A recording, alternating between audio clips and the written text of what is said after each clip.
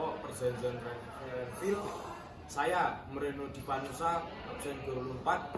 Saya Zaidul Fajarudin, nomor absen 36. Saya Adnan Zaini, nomor absen 1. Saya Muhammad Rifki Nurholis Arasid, nomor absen 27. Selamat menyaksikan. Assalamualaikum warahmatullahi wabarakatuh. Di sini saya akan membahas perjanjian Renville, dan di sini kita akan mendatangkan dua narasumber, yaitu Bung Zuir dan Bung Adnan. Silakan masuk. Selamat datang Pak, silakan duduk. Ya, baik Pak, terima kasih. Assalamualaikum, kembali lagi bersama saya di acara talk show. Di sini akan membahas tentang perjanjian Renville. Perkenalkan narasumber kita. Izinkan saya memperkenalkan diri. Di sini saya sebagai narasumber yang bernama Zaidul Fajarudin. Dan saya narasumber kedua yaitu Adnan Zaini. Dan langsung saja kita lontarkan pertanyaan-pertanyaan yang telah kita siapkan, ya Bung Rino. Siap. Yang pertama, apa yang dimaksud dengan perjanjian Renville? Perjanjian Renville adalah konflik antara Indonesia dengan Belanda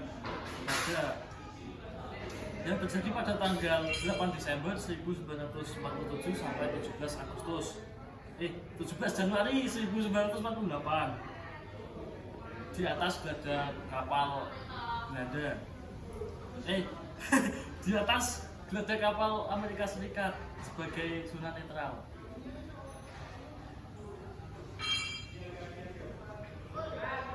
Yang kedua ini, terus apa yang menyebabkan perjanjian Renville tersebut? Pada tanggal 1 Agustus 1947, Dewan Keamanan Perserikatan Bangsa-Bangsa mengeluarkan resolusi gencatan senjata antara Belanda dan Indonesia. Gubernur Jenderal Van Mook dari Belanda memerintahkan gencatan senjata pada tanggal 5 Agustus.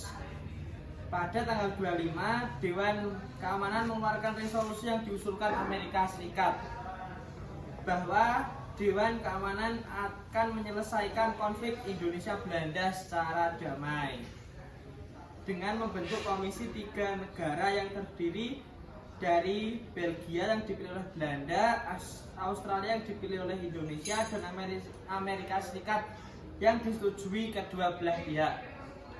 Dan untuk pertanyaan ketiga, Bung Zuir dan Bung Adnan, siapa saja tokoh yang pada saat itu ada dalam perjanjian Renville dan berapa jumlahnya?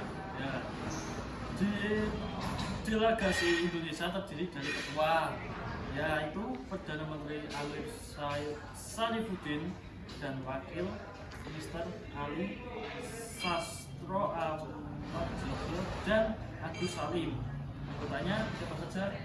Yang beranggotakan seperti Dr. Wilmina, Mr. Latu Harhari, dan Kolonel TB Simatupang. Delegasi Belanda dipimpin oleh Raden Abdul Karir Widjo Atmojo. Apa sih isi dari perjanjian Renville?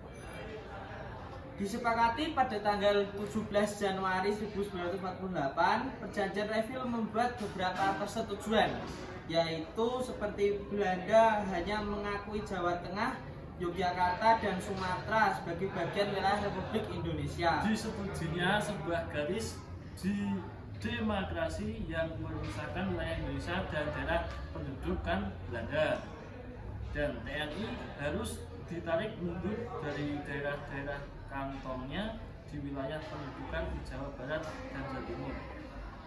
Dan untuk pertanyaan kedua, pasti ada kan dampak yang telah terjadi pada saat perjanjian Renville, dan apa saja dampak yang telah terjadi pada saat itu? Nah, dampak dari perjanjian Renville itu berakhirnya agresi militer Belanda dan disetujui perjanjian Renville mengubah arah berpolitik Indonesia golongan kiri yang selama awal kemerdekaan ditempatkan dalam struktur pemerintahan mulai tersingkir. Tersingkirnya golongan kiri merupakan cikal bakal terjadinya pemberontakan PKI di Madiun pada tanggal 18 September 1948. Di tengah konflik yang sedang terjadi itu, antara pihak Belanda dan Republik Perjanjian Renville mengurangi wilayah kekuasaan Indonesia yang telah diakui secara de facto sangat merugikan pihak Indonesia. Wilayah-wilayah penghasil kebutuhan pokok telah dikuasai oleh pihak Belanda, menyebabkan perekonomian Indonesia memburuk, terlebih ketika Belanda melakukan blokade ekonomi. Pemblokadean ekonomi merupakan salah satu taktik pihak Belanda untuk melemahkan Indonesia. Perjanjian ini juga mengakibatkan TNI harus ditarik mundur dari daerah-daerah kantong di wilayah penduduk Belanda di Jawa Barat dan Jawa Timur. Kondisi ini melahirkan peristiwa Long March Siliwangi, sebuah perjalanan panjang para tentara divisi Siliwangi dari Jawa Barat ke Jawa Tengah dan Yogyakarta. Dampak dari peristiwa ini melahirkan sebuah pemberontakan oleh Kartosuwiryo dan pasukannya yang tidak ingin keluar dari Jawa Barat yang saat itu berada di kekuasaan Belanda untuk mendirikan negara Islam Indonesia. Terima kasih ya para narasumber yang telah meluangkan waktunya untuk mengikuti pertemuan pada sore hari ini. Semoga bermanfaat bagi termini kita semuanya. Dari kami sekian, wassalamualaikum warahmatullahi wabarakatuh. Wah.